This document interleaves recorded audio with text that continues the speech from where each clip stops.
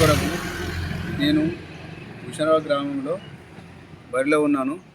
ప్రజాసేవలో ఇమిడి ఉండి ప్రజల సంక్షేమం కొరకు పాటుపడుతూ అహర్నిశలు వాళ్ళ సేవలో ఉండి వాళ్ళకు వచ్చిన ప్రభుత్వ నుండి వచ్చిన నిధులు సద్వినియోగం చేసి ప్రజల ఆకాంక్ష మేరకు అభివృద్ధి పథంలో నడిపించి ప్రతి పనిని సక్రమంగా చేసి వారి దీవెనను పొందుతూ వాళ్లకు సేవ చేస్తూ 5 సంవత్సరాలు వాళ్ళ అడుగుజాడలో ఉంటూ నిరంతరము అభివృద్ధి సాధనకై కృషి చేసి యువతకు వచ్చే ఫలాలను కూడా వాళ్ళకు అందించి వాళ్ళ ద్వారానే పనులు చేయించి గ్రామ అభివృద్ధికి తోడ్పడతానని మనస్ఫూర్తిగా నేను ఈ బరిలో దిగాను.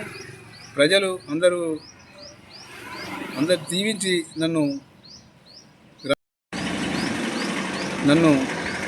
ఆశీర్వదించి నాకు సర్పంచ్ స్థానాన్ని నన్ను దీవించి నాకు పదవి ఇప్పిస్తారని బరిలో దిగాను. ఎందుకంటే ఇంతకుముందు కూడా ఎన్నో కార్యక్రమాలు చేశాను. యువత గురించి అక్షర ఉజ్వల నుండి ఇల్లాలి చదువు ఇంటికి వెలుగు అంటూ చేసిన ప్రభుత్వ కార్యక్రమాలను ప్రజల ముందుకు తీసుకెళ్ళి సాంస్కృతిక కార్యక్రమాల ద్వారా స్వచ్ఛందంగా ప్రతి పల్లెకు తిరిగి 18 గ్రామాల్లో తిరిగి అప్పుడు ఉత్తమ అవార్డు కూడా తీసుకోవడం జరిగింది. అదే కాకుండా ఉత్తమ యూత్ అధ్యక్షుడిగా రాష్ట్రానికి మన ఉమ్మడి ఆంధ్రప్రదేశ్ ఉన్నప్పుడే నేను ఆ నాయకత్వం వహించి చైతన్య యూత్ అసోసియేషన్ తరఫున రాష్ట్ర అవార్డు తీసుకురావడం జరిగింది. మన సంకల్పం ఏంటంటే అందరూ బాగుండాలి, అందులో నేను ఉండాలి, నా గ్రామం బాగుండాలి, అందరూ సంతోషంగా ఉండాలి, ప్రతి ఒక్కరూ ఆనందంగా సుఖ సంతోషాలతో గ్రామ ప్రజలు కలిసికట్టుగా ఒకే కుటుంబంగా కలిసి ఉండి సంతోషంగా బ్రతకాలని నా ఆకాంక్ష.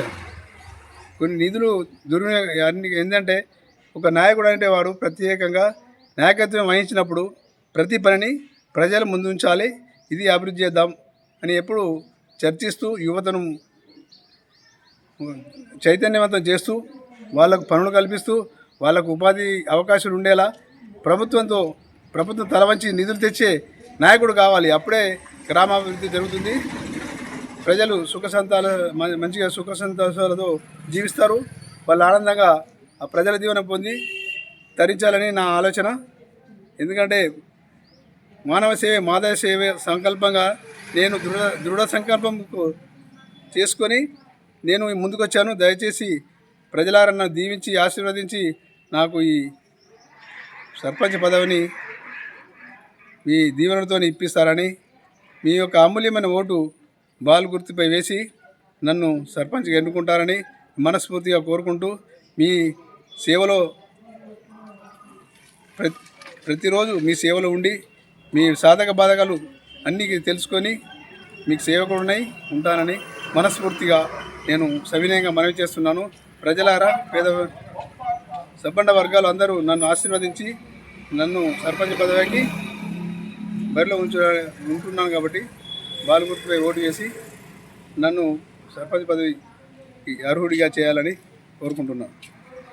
ఇలా ప్రతి తల్లి చదువు నేర్చి ఉండాలనే ఉద్దేశంతో ప్రభుత్వం తలపెట్టిన అక్షరోజ్వల కార్యక్రమానికి ముందుండి మేము ప్రజల ముందుకు తీసుకెళ్ళి ప్రతి తల్లి చదువు నేర్చి ఉండాలి, అందరూ బాగుండాలి, జ్ఞానవంతులుగా ఉండాలి, తన పిల్లలను కూడా బాగా చదువుకోవాలని ప్రభుత్వం తలపెట్టిన కార్యక్రమానికి ముందుండి మేము ప్రజలకు తీసుకెళ్ళి అందరికీ తెలియజేయమైంది, చదువు నేర్పించడం జరిగింది. అదే కాకుండా ఎయిడ్స్పై అప్పుడు కార్యక్రమం అవగాహన వచ్చింది. ఆ ఎయిడ్స్పై కూడా ప్రచారం చేయడం జరిగింది.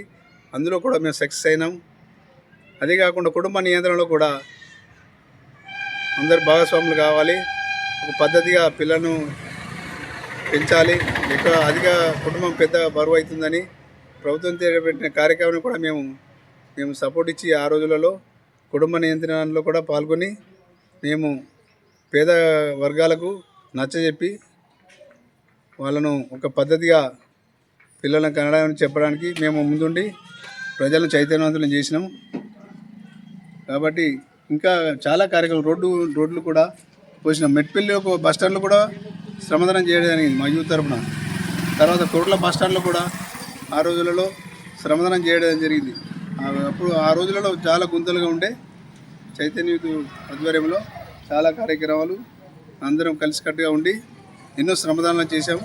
ప్రభుత్వం మెప్పు పొంది రాష్ట్ర అవార్డు తీసుకురావడం జరిగింది. రాష్ట్రం లోపల ఉత్తమ అవార్డు చైతన్య యూత్కి వచ్చింది 94లో. అది మాకు చాలా ఆనందాన్ని కల్పించింది. మేము స్వచ్ఛందంగానే పాల్గొన్నాం.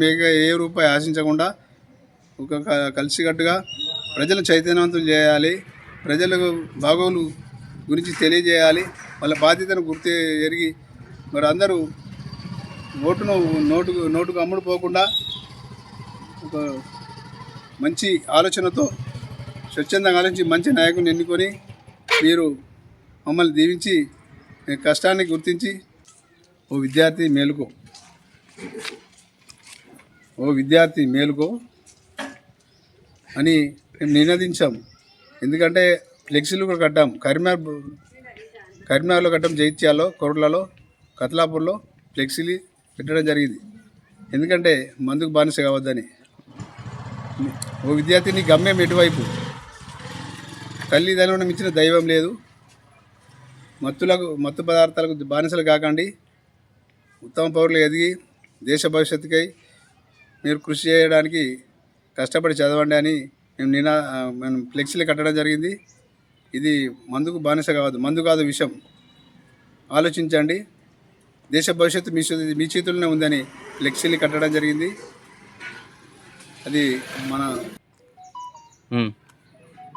నేను ఇప్పటి వరకు చేసిన కార్యక్రమాలు మీరు గుర్తించి ప్రజల కొరకు నేను కష్టపడతానని మనస్ఫూర్తిగా నేను హామీ ఇస్తున్నాను.